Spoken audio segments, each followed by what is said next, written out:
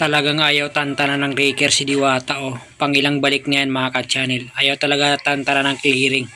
Pabalik-balik lang yata yan dyan o paikot-ikot lang. Ito po ang lagay ng traffic dito sa area ni Diwata. Kung makikita nyo mga ka-channel, walang gaanong traffic kasi may mga nagbabantay din. At the same time yung pila pinasok na dun sa loob. So napakahaba din po ng pila sa loob. So may mga nagbabantay pala dito para ayusin yung traffic. And then makikita niyo ang liwanag naman. O kanina po nandiyan sa loob si Diwata pero umalis din. So talagang ang daming nagpapapicture sa kanya mga ka-channel. Talagang sikat na siya. Saka yung tindahan niya talagang kilala na. Medyo ano lang yung papasok dun sa parking kasi medyo masikip na din natin yung parking sa loob. Saka may mga dumadaan din dito mga ka-channel na mga nagre-reker din. May nakita kong dumaan kanina.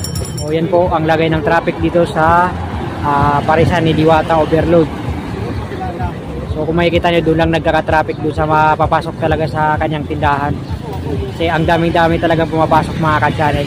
So ang dami din pala nagbabike dito mga ka-channel. Daming bikers din na kumakain.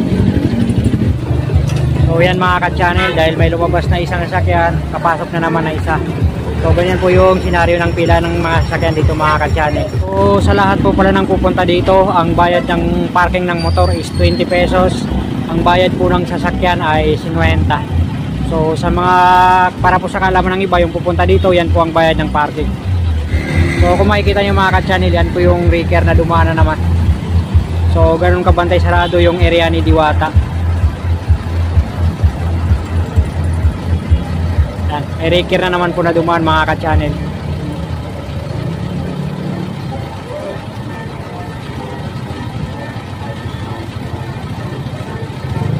Ayun, so doon sila tumambay sa unahan. Talagang ayaw tantanan ng Raker yung tindahan ni Diwata mga ka-channel. Hanggang dito na lang pala yung video natin mga ka-channel. Maraming salamat.